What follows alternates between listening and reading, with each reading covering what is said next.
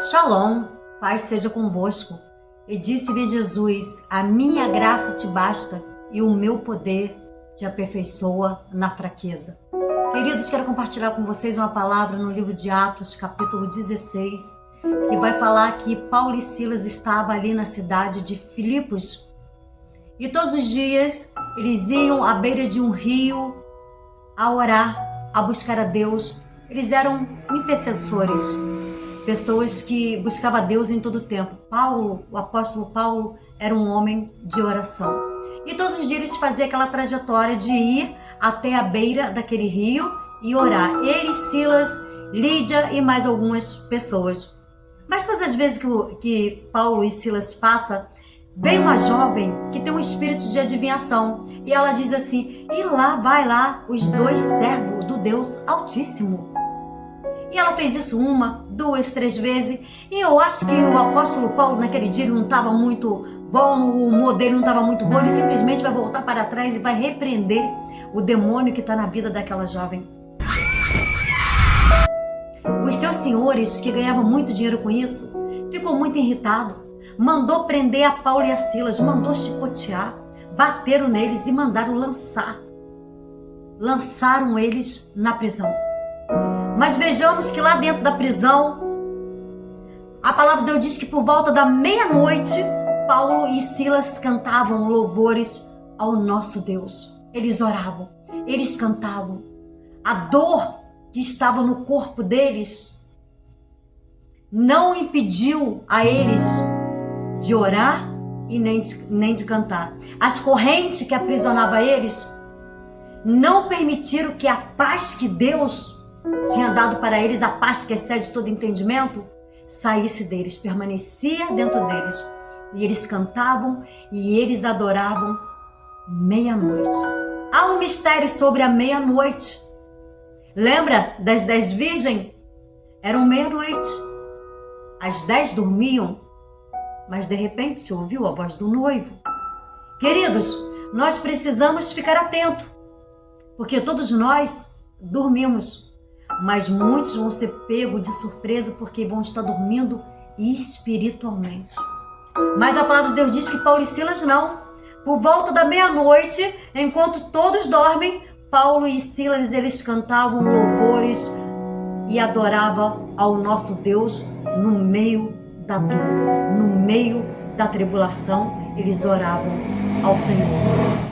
E essa palavra me faz lembrar do apóstolo Pedro, porque o apóstolo Pedro, quando a igreja foi perseguida, e ali o pastor Tiago, ele foi morto, decapitado, e o que vai acontecer?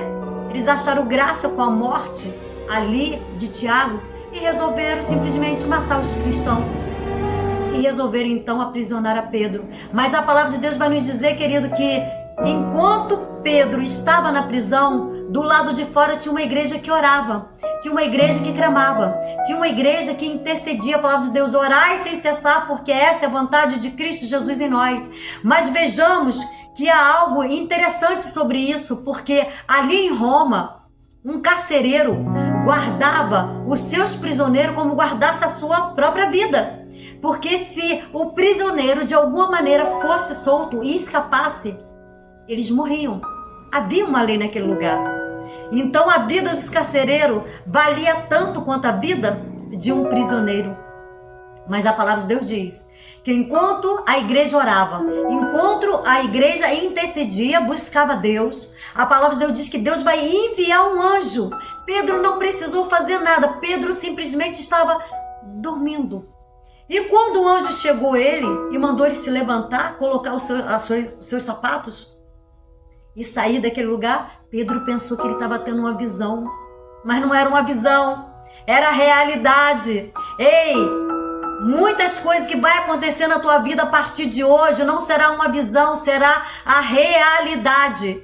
Porque o próprio Deus vai intervir para que os milagres venham a acontecer sobre a tua vida. Deus vai enviar o socorro na tua casa, seja na qual área que você estiver precisando. Deus vai enviar, como ele enviou lá dentro de uma prisão. E ali 16 carcereiros tomavam conta da vida de Pedro. E Pedro, achando que estava tendo uma visão, passou pelo primeiro, o segundo, o terceiro. E eles não viram a ação, o poder de Deus. E quando Pedro se deu conta, Pedro já estava lá fora. E aqueles 16 carcereiros pagaram com as suas próprias vidas. Mas é interessante que uma igreja está orando. Uma igreja está intercedendo. Uma igreja está buscando. Mas quando o milagre acontece, porque Pedro vai bater na porta, eles não vão acreditar. E vai falar, é Pedro que está na porta. E alguém vai dizer, não, não é não. Deve ser um anjo. Ei, de que adianta você orar se você não tiver fé?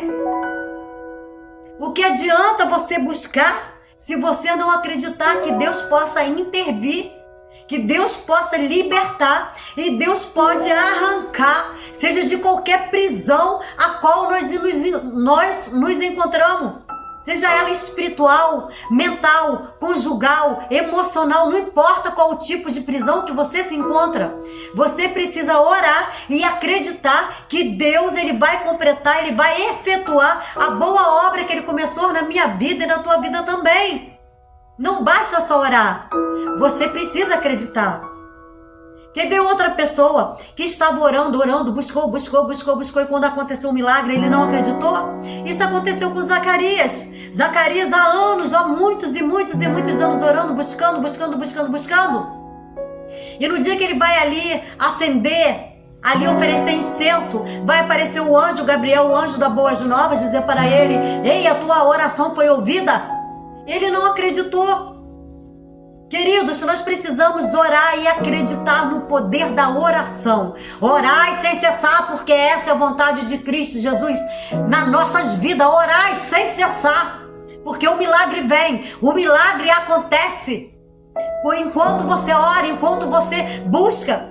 Mas tem pessoas que quando está no meio da tribulação, no meio da provação, quando está em candeia, quando está aprisionado, acorrentado, não consegue orar, não consegue buscar, vem a luta, vem a tribulação e logo desmorona, cai, não quer mais saber de caminhar, não quer mais saber de orar, se faz-se vítima. Não adianta você se fazer de vítima diante de Deus não, queridos. O que adianta é você buscar, bater, insistir, orar e acreditar que um milagre vai acontecer na tua vida, como aconteceu na vida de Pedro. Vamos voltar lá para Paulo e Silas? Eles estavam dentro da prisão. É meia-noite. E eles estão ali orando. E eles estão ali cantando, mesmo estando feridos. Mãos, pés acorrentadas em troncos. Devia estar murmurando, devia estar ali questionando, nossa, eu estava ali orando, eu estava ali buscando, eu estava ali clamando, por que Deus permitiu que isso acontecesse? Em tudo que Deus faz há um propósito, e nós precisamos entender o propósito de Deus nas nossas vidas, porque se você não conseguir entender o propósito de Deus na tua vida, quando vem as lutas e as tribulações, você cai. Você precisa entender que há propósito em tudo que Deus faz. E Deus tinha um propósito na vida de Paulo e na vida de Silas. Ali aquela prisão não conseguiu romper com a adoração. Não conseguiu calar a boca deles. E os louvores deles, as orações deles, subiu até as narinas de Deus. Deus viu a dor, Deus viu o sofrimento, Deus viu que mesmo ferido, mesmo angustiado, Ele sabia, há um propósito em tudo que o nosso Deus faz. Eles entenderam isso, e o louvor e a oração subiu como cheiro suave diante das narinas de Deus. E o que vai acontecer é que os cárceres se moveram. O que mais que aconteceu? As portas se abriram. O que mais aconteceu? As correntes caíram no chão. E a palavra de Deus diz que eles foram livres da prisão. E lá veio o carcereiro, desesperado. E Paulo vai dizer para eles, não temas, porque nós estamos aqui. Aquele carcereiro estava tão preso como Paulo e Silas, porque a alma dele precisava ser liberto. Ele precisava ter um encontro com Cristo. Ele precisava acreditar no milagre. E ele viu o milagre acontecer quando os cárceres se moveram, as portas se romperam, as candeias caíram.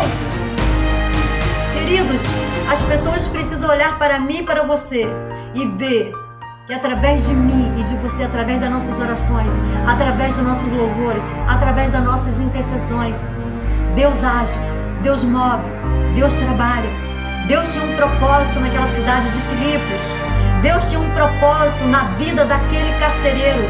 Deus tinha um propósito na família daquele carcereiro que precisava ser livre das algemas, da escuridão, daquela prisão que aprisionava ele, tanto quanto aqueles prisioneiros.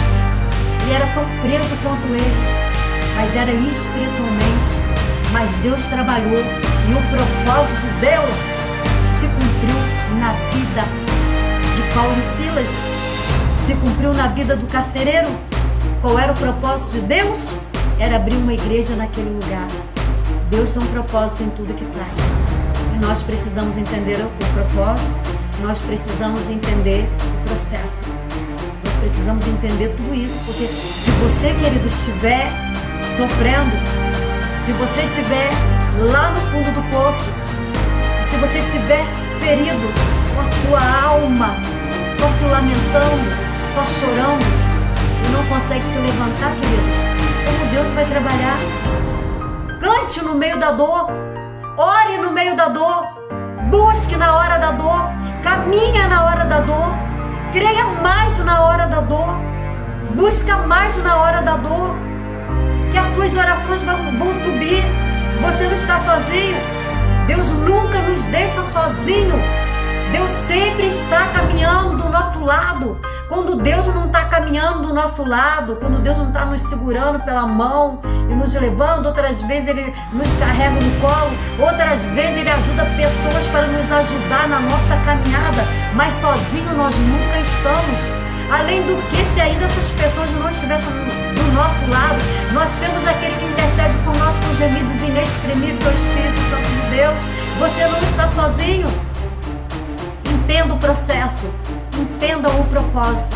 O propósito de Deus na tua vida é grande. E hoje eu profetizo o dia de vitória sobre a tua casa, sobre a tua vida, sobre a tua família. Que o Espírito Santo de Deus venha quebrar as candeias, venha quebrar as algemas, venha sacudir os alicerces hoje da prisão. Diz que te faz chorar, diz que te faz sofrer, diz que te faz ficar parado, paralisado, sem saber o que eu vou fazer da minha vida. Entenda o processo, entenda o propósito e creia que Deus é poderoso para te tirar da prisão a qual você se encontra, em nome de Jesus. E a vida daquele carcereiro, diferente da vida daqueles que guardava a Pedro, a vida dele foi poupada. Não me pergunte como. Eu acredito que você entendeu. Eu acredito que você entendeu que Deus operou e a lei de Roma ali não valeu para ele. Deus o livrou da morte. Deus o livrou da morte. Porque Deus tinha um propósito na vida daquele carcereiro. Como Deus tem um propósito na sua vida, que se encontra aprisionado, que se encontra acorrentado, que essa candeia hoje seja quebrada da tua vida. Que você seja livre dessa prisão de depressão, de enfermidade, de dor.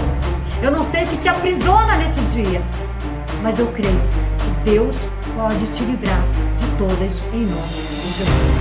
Deus abençoe assim.